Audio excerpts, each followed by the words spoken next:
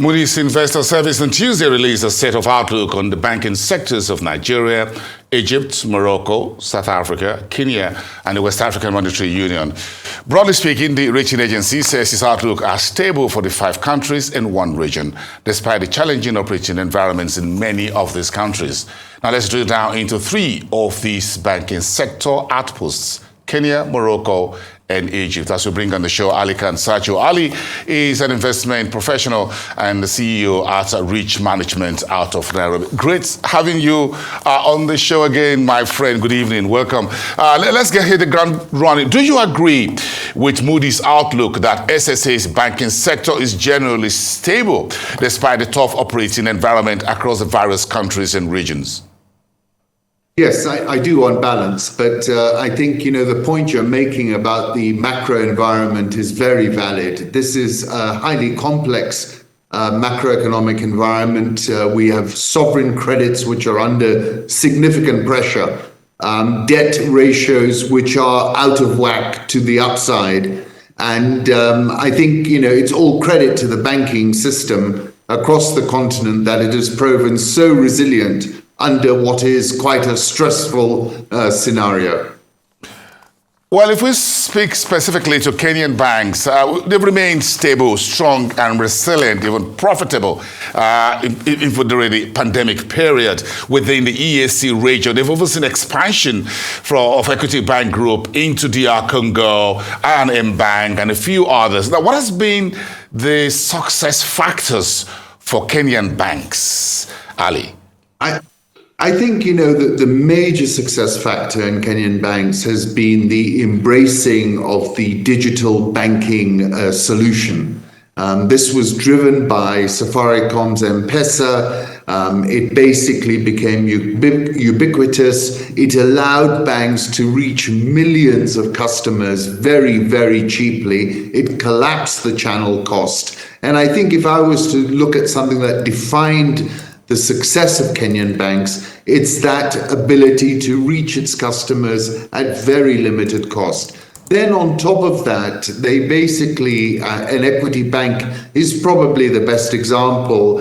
During the period in Kenya when we had the interest rate cap and growth was complicated and slow, these banks expanded in the region, and Equity Bank's purchase in the DR Congo is frankly the jewel in its crown. It was a super purchase at a very low price in a market that has tremendous potential for Equity's franchise. Okay, but what's your outlook on Kenyan banking sector with the change of administration from President Uhuru Kenyatta now to President William Ruto? Do you think change in macroeconomic direction or whatever will impact the banks, as it were? Where tax issues right now that President Ruto is pursuing aggressively, there are issues around the country's debt and all that, whether Kenya is still looking east to China or is warming more towards Washington with the World Bank? So great questions, Burson, as always. I think, President Ruto has a debt challenge. I estimate it to be a shortfall of about $4 billion over the next 12 to 18 months that they've got to square off. And for now, I think they're able to corral the likes of the IMF and the World Bank into supporting their reform program.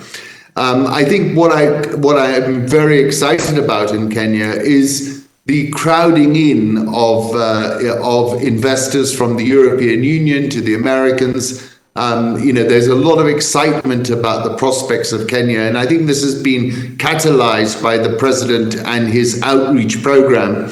So overall, and then of course you correctly mentioned, there's been a definite pivot away from the East. Bear in mind, China's balance sheet with Kenya is probably maxed out, so that makes sense from that perspective. But definitely, President Ruto has turned his face towards the West. And I think the West is keen to make an impact in Africa, given the geopolitical context that we're facing, where the likes of Russia have been making big strides of late. So if we go a little bit north to Morocco, what are your views on banks in that key North African economy, a very critical gateway to Europe in a manner of speaking?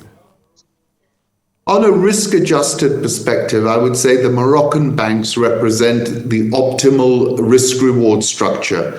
The Moroccan economy is doing very, very well. I think the investments they've made in infrastructure, the ports, the railways are going to pay off big time.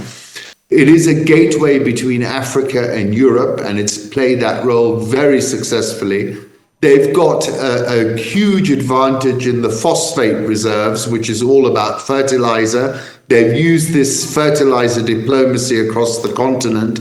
And essentially, it's a reasonably conservative sovereign credit, and the banks are well capitalized. So I like Morocco best of all in terms of the least risk with good upside. But I know you like Egypt as well. Egypt's banking sector is stable. You like Egypt, I know. Egypt has been, Egypt was the poster child for many years, but obviously it's had significant challenges this year and over the last 12 months. You've had the currency devaluation. Egyptian banks have the highest exposure to Egyptian sovereign credit at around 600% of their balance on average, which is very high. But the thing about Egypt, the policymakers are smart, they're astute, they change, they don't hang around. You've seen the devaluation, they're taking the pain. And I think overall you're going to see GCC support, and there is a positive economic story underpinning Egypt. So a little bit turbulent, some stormy waters right now, but the growth story remains intact. Well, thank you, Ali, for coming on the show tonight. Have a great evening out there in Nairobi. We appreciate your insights.